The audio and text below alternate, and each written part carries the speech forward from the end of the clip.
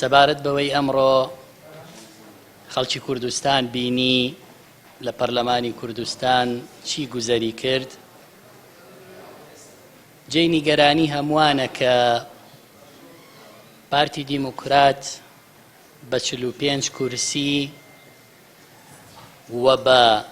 پشتیوانی و هاوکاری ئەوانەی کە خۆیان ناوناوە پێکهاتەی ئاینی و نەتەوەیی لە حەقیقەتە بەداخەوە ئەیڵێم نەیانتوانی سربەخۆیی و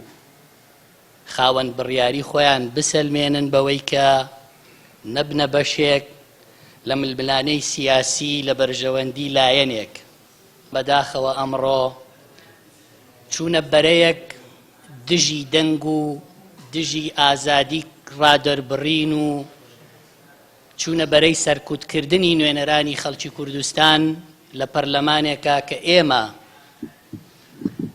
بە دەنگی حەقیقی و بە سندوقی تەزویر لەسەرکراوی دەنگدانیش بەندە بۆ خۆم لە فراکسیۆنی کۆمەڵی ئیسلامی لە کۆی دەنگەکانی کۆمەڵی ئیسلامی 42,400 دەنگم هێناوە، بەڵام ئەمڕۆ 12 کورسی پەرلەمان کە 11یان پێکهاتەکان بوون، ئەویشیان کورسیەکی تری پێدراوە، بە هەر 11یان بە قەرنیوەی بەندە دەنگیان نەهێناوە. ئەمڕۆ پەرلەمانتارێک بە 194 دەنگەوە دەستی هەڵبڕی بۆ ئەوەی نوێنەرێکی خەڵکی کوردستان کە 42,000 دەنگی بێتەزویر و زیندوی هێناوە پارێزبەندی لێ هەڵگیرێ تاکو لەسەر ئەوەی کە وتوێتی سەرۆکی حکوومەت کۆمپانیا و بانقی هەیە بترێتە دادگا. کام دادگا؟ ئەو دادگایی کە سەردەش عوسمان لە سایەیە تیرۆرە کرێ و سیناریۆی بۆ ڕێک دەخرێ، لەو دادگایە دەوترێ سەردەش عوسمان تیرۆریست بووە و کاری بۆ دەستگایەکی تیرۆریستی کردووە، بۆ ڕێکخراوێکی تیرۆریستی کردووە. ئەو دادگایی کە بەداخەوە دادوەرە جوانەکانیش یەک یەک لێی دەرەچن و تایە نامێنن چونکە هەیمەنەی حیزب و ئەوانەی کەوتونەتە سەروی یاسا بەسەری ئازاڵ بووە. ئەوەی ئەمڕۆ ڕوویدا تەنها بەرامبەر پەرلەمانتارێکی کۆمەڵی ئیسلامی نییە لە فراکسیۆنی کۆمەڵی ئیسلامی، ئەوەی ڕوویدا بەرامبەر سەرۆکی پەرلەمانی کوردستان بوو، بەرامبەر فراکسیۆنی یەکێتی نیشتیمانی بوو، بەرامبەر فراکسیۆنی بزوتنەوەی گۆڕان بوو، بەرامبەر فراکسیۆنی یەکگرتووی ئیسلامی بوو، بەرامبەر فراکسیۆنی نەوەی نوێ بوو، بەرامبەر پەرلەمانتارە سەربەخۆکان بوو کە پێیان بڵێن ئیتر لە مەولا هەر کەس قسە بکە، هەر کەس ڕایەک دەربڕێ، بەمانە بڵێ گەندەڵ ئەوە دەیبەنە دادگا. ئێمە ویستومانە نوێنەرایەتی حەقیقی ئێوە بکەین، بەرامبەر بە ستەم و نادادی و گەندەڵی بێدەنگ نەبین، ئەوان دەیانەوێت بێدەنگمان بکەن. عیبەیەکی گەورەیە 57 پەرلەمانتار دەست بەرزکاتەوە بڵێ با پەرلەمانتار نەتوانێت بڵێ بەرپرسێک کۆمپانیای هەیە. ئەوەی باسی دەکەن سەروەری یاسا و یاسا خۆیان باش دەزانن دۆسیەی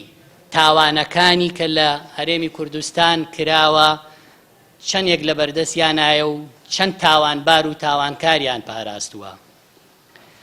ئەو فراکسیۆنەی کە ئەمڕۆ ئەو کودەتایی کرد بە هاوکاری ئەوانەی کە خۆیان بە پێگاتەی ئاینی و نەتەوەیی جیاوازە زانن، پەرلەمانتاریان هەیە لەسەر دۆسیەی خۆپیشاندانەکانی کەلار بە مادەی 406 کە کوشتنی خۆپیشاندەرە فەرمانی گرتنی هەیە.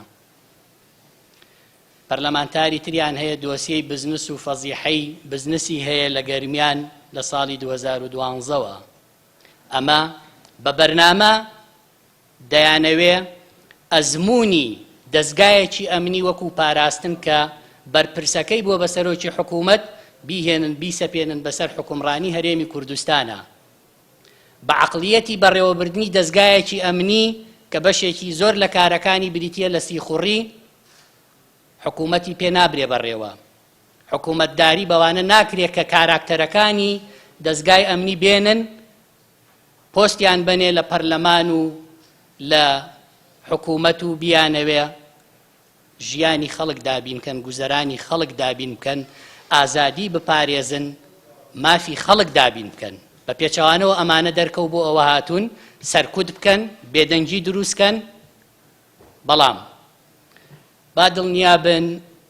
ئێمە پێش پارێزبەندیش